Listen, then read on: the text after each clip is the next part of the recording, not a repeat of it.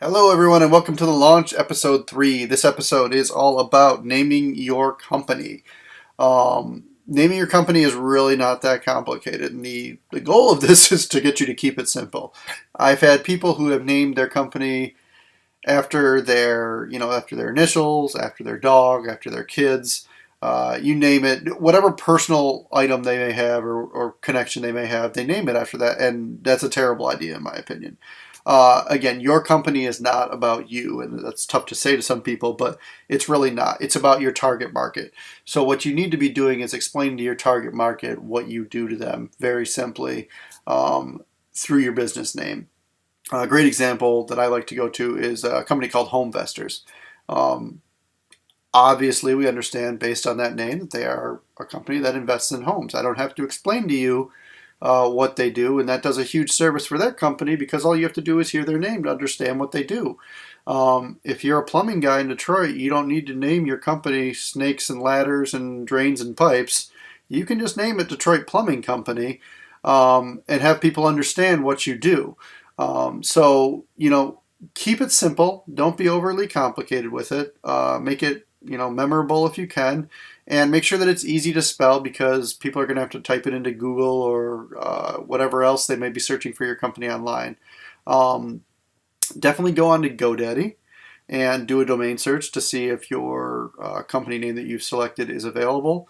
And make sure to go onto your state regulatory affairs or licensing website as well to check to see if someone else owns that LLC already, because that's something that you're not going to want to do is start a company with someone else's business name. So once you've established, like I said, you've got the Homevestors, which is a great way to go.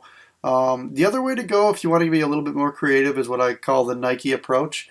When I say Nike, you don't immediately understand what they do. You probably do because you know Nike, but when Nike was just starting out, you wouldn't have understood that they were a shoe company at all. So a brand like Nike, if you were to go up and ask the CEO right when they launched, what's your company about? Nike is the Greek goddess of victory.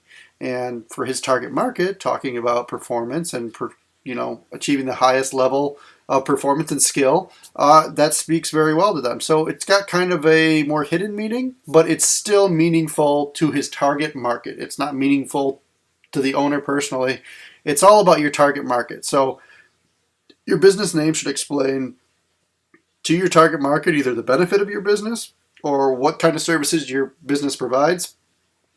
And if you can do just that with your business name, that's fine. You've got brandings, you've got marketing, you've got all sorts of different things that you can do to explain your brand and make it more fun and relatable. Your name does not have to be the creative, kooky, fun part of your company. So if I can stress anything on names, keep it simple, keep it easy to spell, and try to keep it short if possible so that people can find you on the internet. Definitely do a search on GoDaddy and definitely do a search on your state's regulatory affairs website to make sure that you are not stepping on anyone else's toes. But if you kind of abide by all those, I think that you'll have a pretty successful company name, and then your marketing can do the heavy lifting as far as helping your brand personality. The only other last thing that I would say is make sure that your company name does not in any way, shape, or form offend or alienate your target market. If you are opening a high-end salon for women, in New York, you do not want to name it something like Krusty's Salon. I don't care what reason you could have behind that, if that's your nickname or something like that. You need to make sure that the name of your brand is not going to alienate your consumer, and it's actually ideally going to be something that they embrace and enjoy the sound of or enjoy the idea behind. So think about that. Think about your target market when you're naming your company. Explain your benefit to them in a creative way and have some sort of way that you can defend why you named your company besides it being your initials or your pet's name or your kid's name. Just make sure there's a meaning behind it, because that shows that you put some thought behind your company and what you provide for your consumer.